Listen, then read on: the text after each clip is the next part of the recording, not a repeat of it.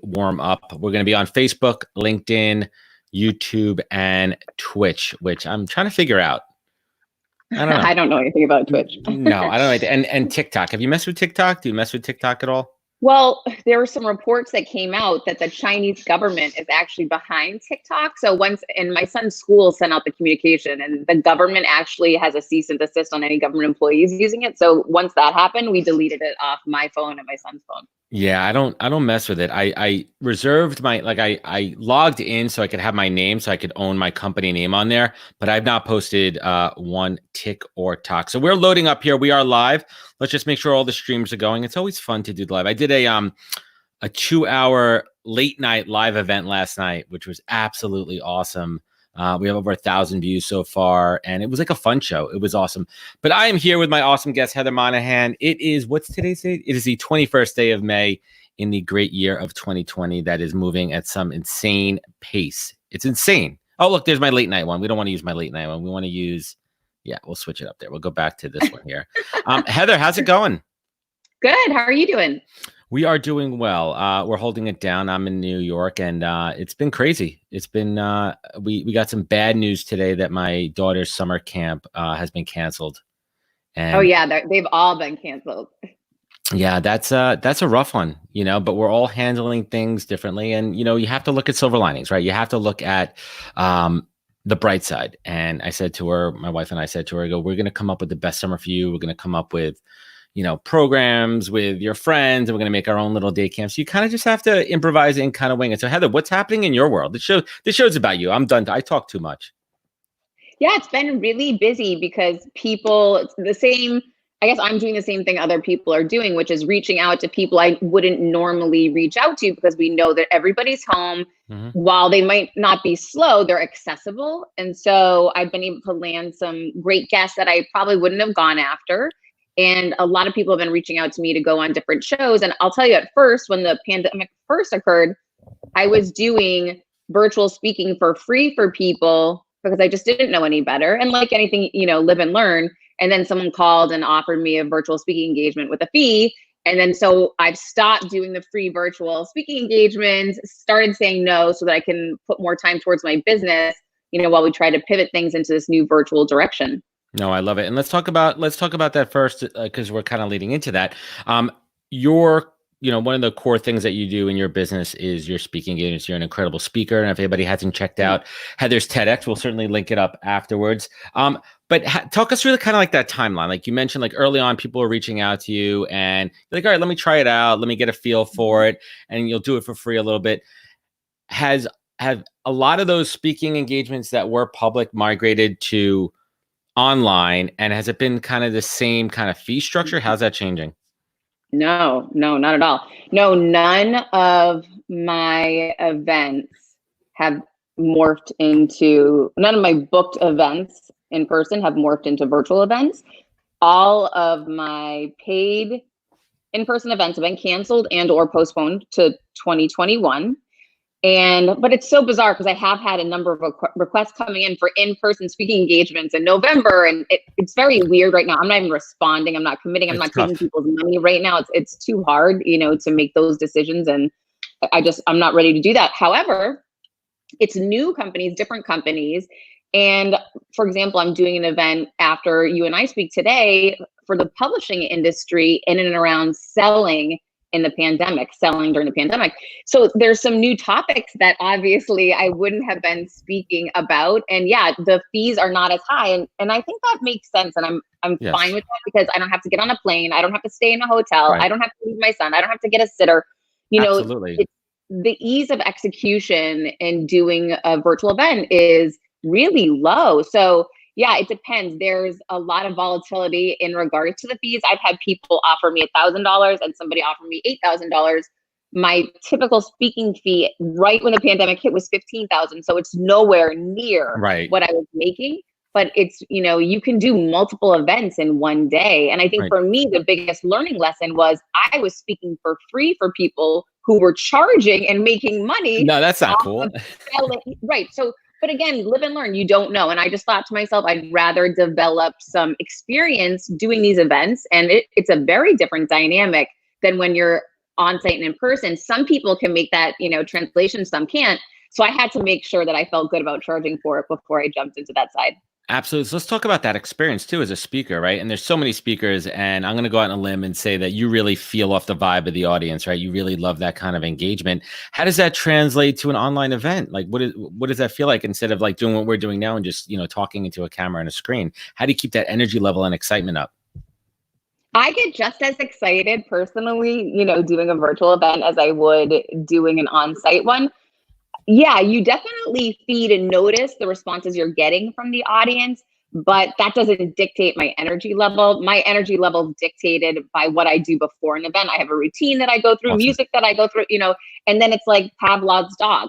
When I'm going to go on, I'm going on as if I am on a stage in real life, or if I'm sitting at my living room table, right? So yeah, I bring the energy because I think that for a lot of people, that's what they're looking for. They want your message, your teachings, but they also want to make sure that they're getting excited about being there and, they're engaged. They don't want to be bored.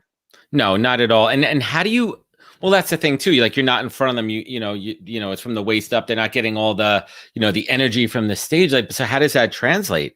Right. I mean, I know you do your routines and everything. And like, I mean, how does that translate from the screen to in person? Like, how do you keep that up?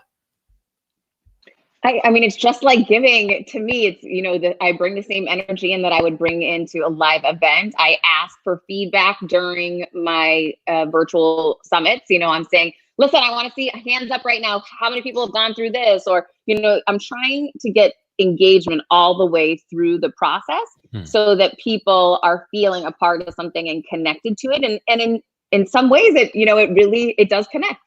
No, that's awesome. Cool. So let's talk about some of your pivots in your business as well. You saw some opportunities to bring people together and really focus on something that you take a lot of pride in as far as consulting and its accountability, right? So talk to us a little bit about that journey of forming the accountability group, some of the successes you're seeing, but also like what types of background do the folks that join? What types of businesses? What level in their careers are they at? Yeah. So literally, I was immersed in this new situation. I couldn't travel, and I was seeing my number one revenue stream disappear. And so I just assessed, okay, number one, what do people ask me for? And I constantly get DMs asking if I'll be people's mentor. Will you mentor me? Will you coach me? And I never had the time nor the bandwidth to do something like that because I travel every single week. Right. So I thought, okay, people ask me to mentor and coach. I'm home now. Could I develop some type of a program where I can do that? Yeah, I could. Now, I made a number of mistakes doing it. My first ever program I launched for May. I sold it out. I charged way too, and I learned this from my teammates. They tell me because they've done coaching and mentoring programs. They've hired other people, and they told me mine was not expensive, and I gave so much one-on-one time, and and I included my video course just as part of the program, and so I wanted to over deliver and make sure I did a great job, learn from the experience. It's been really taxing because I'm constantly every day I'm on one-on-one Zoom meetings with them, and it's a little time pressed for me. So I'm revamping it a bit for my June program, which I have 6 spots still open for right now. So the results thus far have been fantastic. 21 days in, I have one person that left a job and got a new job with a lot more money, and she's so excited. That's great. Like her dream job. That was huge. I have another person who lost 7 pounds, and that was her whole goal, was to lose weight and hold herself accountable. I have another person who's launching their own sales ebook and email database, and we're working together to grow his personal brand. I have another person that wanted to get on LinkedIn and launch a presence, a personal brand, and find a new job, and she's way down the road on that. Another is a therapist who wanted to get a social media presence and start an online business because she didn't have one. So I've just given her the blueprint to how I've done it, and she's up and running now. So I mean, there's so much diversity amongst the people, but we come together as a team each week. They cheer each other on. We have our own private LinkedIn group where we work together, and they've started partnering outside of just when we're there as a team. And it's, the pressure to deliver every Friday on that team call is big because they see, oh my gosh, this one did this week. I've got to bar. They got to bring it. That's exactly it. Yeah. So it's been fantastic. It's a lot of work, but it's good. Yeah. So if you don't mind talking, I'm very curious about, these online programs, because I've thought about it too, because, I have a lot of value to bring and everything. Like, how do you go about like when you first launch this online program, like what's the thought process? Like, how do you kind of lay it out? And I'm not asking for all your trade secrets, but just some high level thoughts on how do you organize and come up with a core offering for a program? Yeah, so the first thing that I did is I always go back to what are people asking for. So I went through my DMs and started reading what people wanted, right? So I was seeing people, I want to give a TED Talk, Heather, can you coach me on that? And I'd write down, looking for a coach on TED Talk. Then I want to be a professional speaker. Will you coach me on that? Heather, I want to get promoted. Will you coach me on that? So I made a master list of all the things that people were asking me for. And then I thought, do I tailor just a speaking, an online virtual speaking event, or do I tailor how to get promoted in corporate America? So I looked at all of these opportunities and I just thought, you know what, forget this, speed to market. This is my litmus test. I'm just going in and I'm going to launch it. So I did it via an email. I promoted it on social media. And I said, if you're interested, just send me your email address. And then I had a form that I just created that basically said, here's what you'll get. You'll get my video course, which is $299 value. I already had that created. So that was already done. Program. That was already done. I have an automated email list so that I could send all these people, an email each day to keep them focused on track. I created a power hour weekly team meeting, super simple.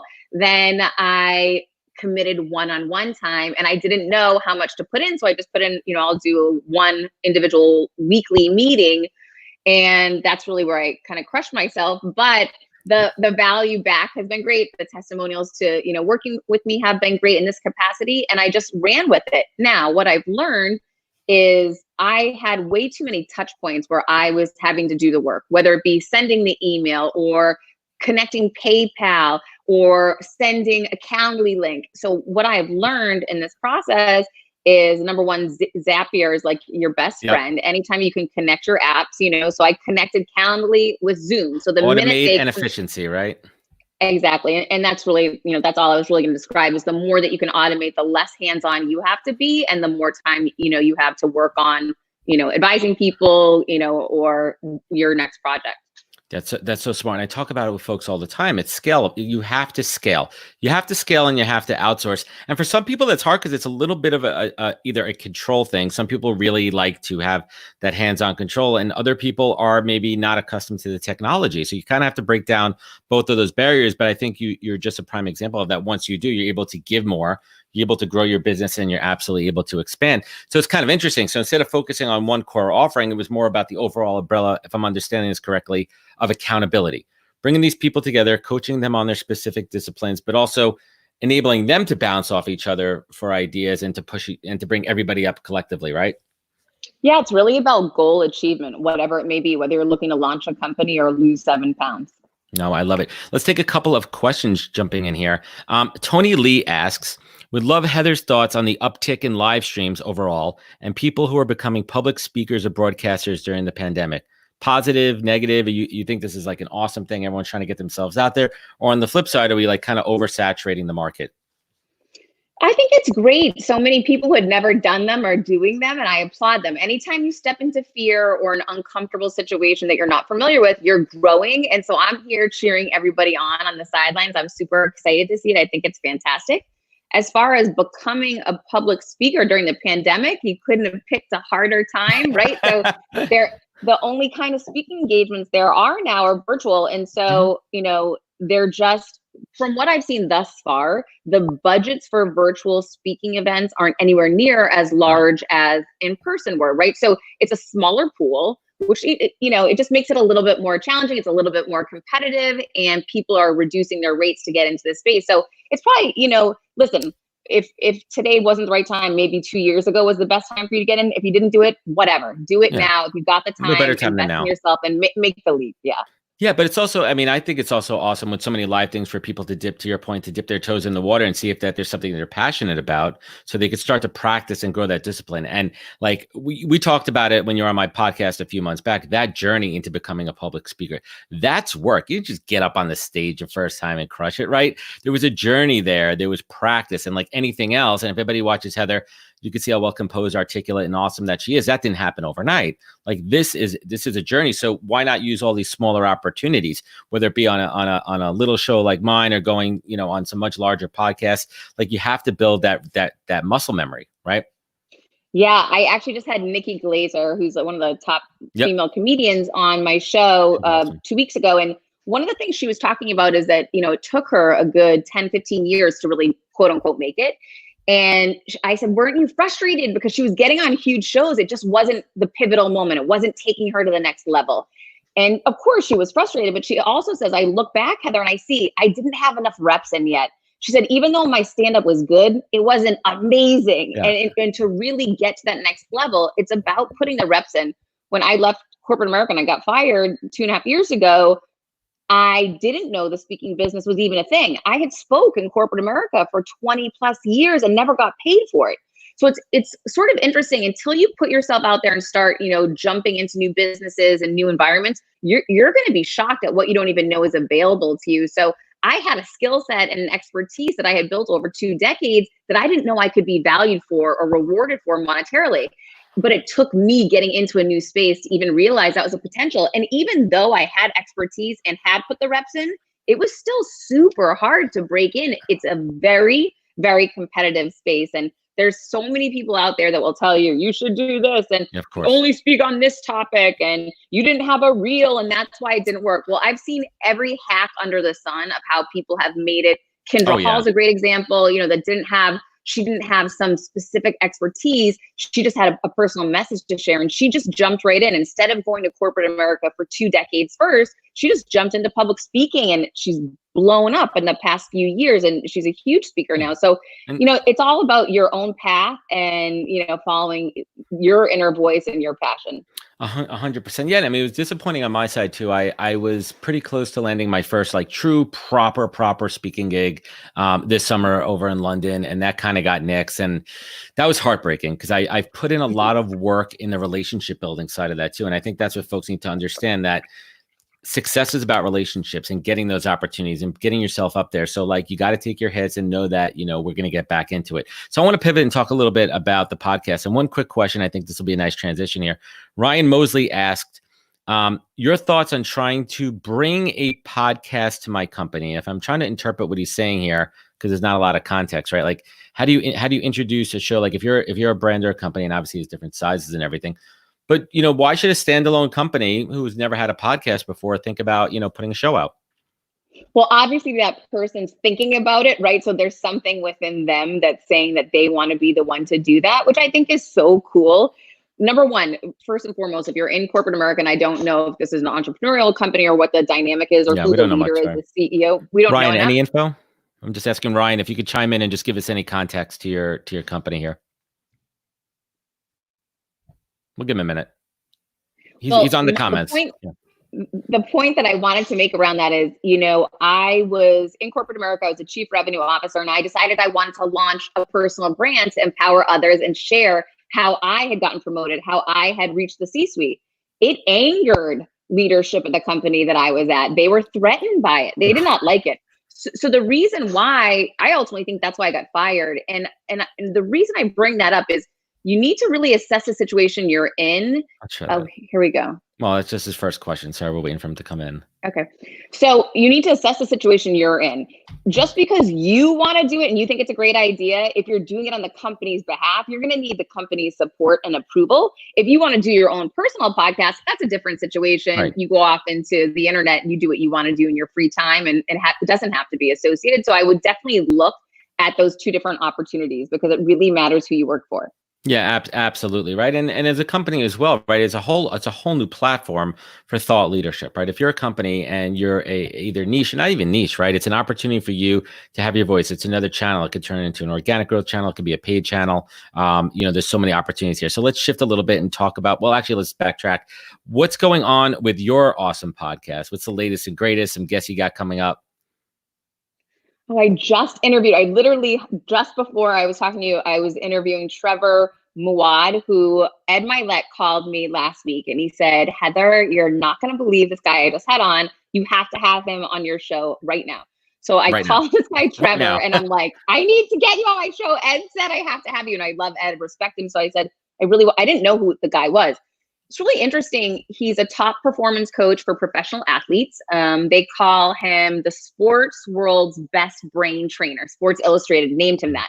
So he's a really interesting, unique guy. And his whole concept is really simple. It's around the power of negative thoughts.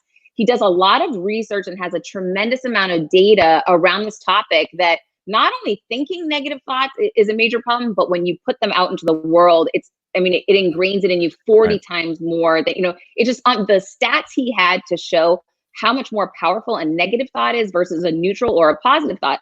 His whole goal is that he doesn't believe in positive talk. And I was laughing. I'm like, I'm the most positive talking person I know. And he said, well, I don't believe in that. I think it's BS. He said the studies show neutral talk is the way to transition people out of negative thinking and negative talk. And he's big into, he's likening it to a car. You can't go from reverse to forward. You have to go through neutral. There's a middle stage. Park first. Exactly. And his whole thing is when he works with athletes, he takes them through that, lessening things from a negative to actually neutral and changing the words that you use and the power that words have over you. Yeah, words are incredible. Another question. Let's jump in here. I like the fan questions here. This is coming from Dave Cooper. I'm not sure why his photo's not coming up. It should be working. It's a cool little feature. Get a photo, Dave. You gotta get a photo. He has it. He has a photo on the stream. It's probably some of the StreamYard. So he's asking. Dave Cooper's asking, how important is personal branding and increasing your social media influence online today? This is a softball question, Heather. Is that a rhetorical question? Is what I was going to say. The answer is yes. Thanks for that answer. Yeah. So 4 years ago, I launched my personal brand, took all my social media profiles public, and really started doubling down on LinkedIn. And that has been one of the best investments I've ever made. It's a lot of work. And believe me, there's days that I don't want to, take the time to be thoughtful about social media and put the time and effort in, but the consistency is what pays off. So if right now you have a little extra time, go all in on your social media, go all in on you. That's the best investment you're going to make. No one can take that from you. When I got fired 2 years ago, they couldn't take my social media audience, my network from me. And that's who showed up and really helped and supported me. It's tremendous. And you have a fantastic brand and a following. And I think let's dig into that a little bit. I mean, I personally, in the last, we'll call it 9 weeks, we'll call it at least 4 or 5x'd my content, right? I've been doing the live show probably 3 to 5 days a week, doing multiple formal podcasts, and I'm taking all that content, following the Gary Vee model, chopping it up and putting out tons of micro content. And that's what's really helped me explode across new audiences. I mean, it is work, right? When people look at your profile and they see your results, even me, I think I'm doing pretty well. I could give myself a little pat on the back here. They only see the tip of that iceberg. They don't see what goes into that, the planning, the work, the discipline, right? And there's a lot of people that preach what you should do and what you should do in content. I'm under the kind of guidance is like, you have to do what feels right. But also, like, if you do have a goal, you need to look at people who are successful and not copy them, but understand how they got there, right? Would you tend to agree with that? What are some of your thoughts on on this whole content? There's a lot of content gurus out there. It's a lot. Everyone's trying to tell you how to do something. Yeah, no, for sure. Listen, there's some best practices, right? Like if you're not using hashtags on LinkedIn, you're losing. You've got to start using hashtags. And but it's a basic thing, but a lot of people don't know that. So listen, these content gurus and just anybody who uses social media can tell you some tips and tricks that are going to work. If you're on Instagram and you're not posting Insta stories, your posts aren't going to be seen as much, right? Yep. There's just some basic practices that you need to make yourself aware of. I hire and have someone I work with that manages my social media. Doesn't mean I don't do my social media too. Every day I'm doing my own posts, but the frequency in producing posts and repurposing content, it's so much work that sometimes on a busy day, it's really hard to get it done. So I think, go all in on social media and look to other people that are killing it so you can start figuring out best practices and, oh, okay, that person's tagging other people and that seems to be helping a little bit. Oh, they're engaging in conversations on other people's feeds. That's a good idea. It doesn't mean you're copying them. Still show up as you. Do you create your own creativity, but you want to figure out those best practices and apply that to your brand. Yeah, engagement is key. I mean, there's a lot of people out there throwing tips and tricks, and I tell people, find your voice, and that doesn't mean it has to be video, but find what works for you. Like I started out in copy. That was something I felt really strong about. I like to write and everything, and then I dipped my toes in video, which led to the podcast. And now I'm kind of going back a little bit to copy because I love doing it. But do what feels right. Do what also it's a combination, in my opinion, of not only what feels right to you, but what the audience wants and what they're kind of yearning for and what they're responding to. So you can't always be thinking about you all the time. You have to think about, the audience, and that's what it really takes to build a community and really drive that engagement.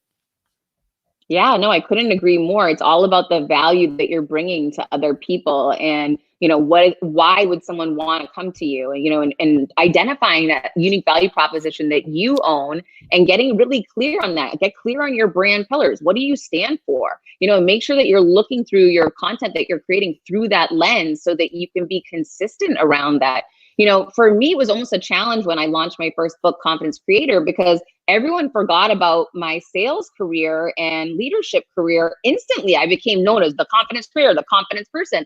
So now for me, everyone has your own challenges. I have to find ways to weave that back in, right? Yeah. 25 years experience of sales and sales leadership's got to show up somewhere. So it's about, I'll fall into that trap too. Sometimes I'm just posting about confidence and how to create confidence. And I named my podcast Creating Confidence and my book's named Confidence Creator. So now, maybe for the second book, we look at different titles and how to weave things together in an organic fashion that still brings value. It's funny you mentioned that. I'm kind of smirking along the way because I put out a lot of content on the show, and sometimes I forget, not in my 9-to-5 job, that I'm actually a recruiter, a talent consultant. That's what I do for a living, and I have so much value to bring there too. And I have to remember to infuse that value add content and not just the edutainment and the podcast and everything. So let's bring it home here, Heather. I had Steve. Are you familiar with Steve Noodleberg? Yeah, I went on his podcast last year. Yeah, Steve is great. And I have a question that I've been asking every guest for the last 9 weeks, and it's really about silver linings, right? I mean, we're all going through a lot of stuff right now, the good, the bad, and the ugly, but there's so much amazing stuff to come out of this. And I've been asking my guests to share a personal silver lining and a professional silver lining. And Steve spins it around and he says, tell me something good. So Heather Monahan, tell me something good. What's the good stuff happening right now? Yeah, well, I've never in my life spent as much time with my son as I've been able to in quarantine. That's who I'm quarantined with. So that part is amazing. It's tough doing the at-home Zoom school and trying to, keep him focused while working. Yeah, we're all in this together. It's not easy. So that part, there is a silver lining there in that we're spending so much more time together. But then it's challenging for a 12-year-old boy to be inside an apartment, on the 17th floor. So that part's challenging. However, with business, it's really been a pleasant surprise. I'm really proud of myself to pivot as quickly as I did and launch that MADE program. Nice. Because it taught me there was a new value profit center that I had never looked at. And the more that I've worked this month at automating it, the more doors have opened up, wouldn't you know? And now I'm launching June 18th. I'm going to do my first virtual sales summit with a Harvard professor. Yeah. So I'm really excited. So we're working together. It'll be live June 18th, where people can sign up on a live program with he and I, as we're going to walk people through selling during the pandemic. So I'm super excited about that. Yeah. Then I had another person in digital sales reach out to me. We had worked together in the past, and she said, I see what you're doing. Can we do a collab together? So we're going to do an online event about selling digitally during the pandemic. Then, I got my June program. So all these things are evolving into new business models, but it all starts with, taking that first step. Yeah. And I probably should have brought this up a little bit earlier, but let's just chat for a quick minute on selling right now. And, it's tough because in the beginning, in the first couple of weeks, there were some people like, you shouldn't be selling. And then the more you think about it, is like, we should be selling because business needs to continue. We need to keep the economy going, blah, blah, blah, generate, right? That's how we feed ourselves, our families, our communities, the tax, you could kind of break it all down, but how we sell is a little bit different. And I'd love to hear your opinion, very high level, because we're not going to go too deep and I don't want you to have to charge us right now. What are some of those kind of, core principles that have changed? Like what's different now about selling? Yeah. So what's really important right now is people care about trust, they care about safety, and they care about discounts. Those are the three keys right now in marketing and selling that's really critical. So, one of the things I'm going to be talking about at the summit that I'm doing this afternoon is I'm talking about the importance for salespeople to reach out to clients. A lot of people don't want to do it. They're scared. It's the elephant in the room. What if they have COVID? What if they just got laid off? What if they have to lay people? There's all these what ifs, right? And as you know, I believe fear is a green light that means go. And I'll use this as an example. Lisa Lampanelli, another comedian who'd been on my show in the past, she is someone who I think the world of. She's massive following. And I was thinking, I really want to reach out to her, but I don't know. What if all the what ifs, right? What if someone in her family has COVID? And finally, I send a DM to come to find out she's alone in quarantine. And she was so grateful that I just reached out to check on her. Now, you might not think of that as selling, right? But whoever your prospects are, reach out and check on them. Listen, what's the worst that's going to happen? They're going to say, oh, God, that Heather Monahan reached out to me. She was probably trying to get me on her podcast, but she ended up being nice to me on the phone and asking how I was doing. There's a lot in being empathetic to people right now. You don't have to make a hard sell in your face, but what you may do, and what ended up happening with Lisa, and it's sort of interesting, is we're on a call together and she goes, hey, how are you doing? I'm like, well, I'm really, working it hard at home. She goes, well, how can I help? I said, you want to do a live together? She's like, I'd love to do a live. So it ended up, I didn't have the intention of selling her on anything or gaining anything from that other than to check on her. And it ended up, she offered the opportunity. So don't decide for your clients in your mind how they're going to feel. Instead, reach out to check and see how they do feel. That's fantastic advice. And, a piece that I've been sharing is, even if you don't have business coming in right now, even if it dried up, even if you're down to nothing, right, and your book is empty, you still have all these relationships, right? And you're still a master of your business, of your niche and everything, and change the dynamic from being viewed as a vendor to being viewed as a partner. And the way to do that is to become invaluable, right? How do you become invaluable to your clients? By providing them, a line of sight into their blind spots, a line of sight into white space opportunities, right? Providing strategy, maybe just doing an audit of their social media, things that they're not even thinking about. And this is not asking for money. This is stuff to do to optimize your time and really be on their radar. So when the time comes, because it's going to happen, we are going to get back to business, right? You're at the top of their list. You're at the top of the list because you're providing value. And I think that really applies to all business. Like, don't just be there waiting for the transaction, right? For that transaction, but how do you provide value to them? And I think that's a mindset that some people easily get, some people don't. And that's the advice that I've been giving, folks, especially recruiters. Are asking me like, there's no jobs, there's no clients for me to work on. I go, think of other things that you could do for them. You're not just a recruiter. What else could you bring to the table? And people are really starting to process that. And they look at me and they're like, we were talking off air, my business is at full capacity, which is fantastic. And people ask me how they do. And I said, because I haven't stopped providing value throughout this whole time. And I think, if there's one takeaway, I think that's really what it is. You need to stay top of mind with your clients, and you hit the nail on the head. Like, just keep trying, just keep doing it. Absolutely. You got to be the one to reach out. Yeah, that's awesome. So Heather, any closing thoughts? Any, like, you waking up in listen, you have your son with you, you're having all this amazing time with him. Like, what are you grateful for these days? Aside from having your son with you all the time. For health. Yeah. I mean, listen, just for health, seeing all of, the illness out there in the world and death and loss. I mean, I'm so grateful, more grateful than ever for my health, the health of my loved ones, and the opportunity to keep ourselves safe. That's something that I didn't really think about much. I miss being around other people and getting out and doing fun things and traveling. But you know what? For right now, I just feel really grateful to be alive. That's awesome. And I love to hear that. And Heather, thank you so much for coming on the show today. I appreciate you. I appreciate our relationship and your time. Where could folks find you? Where could they connect with you? Where could they learn more? Okay, do not try to connect to me on LinkedIn. You can follow me on LinkedIn, but I'm maxed out. They max you out at 30,000 people. Yeah, so I get messages all day long and I can't even respond to them. So you can connect me on Instagram, Facebook, Twitter, at my website, heathermonahan.com, or you can follow me on LinkedIn.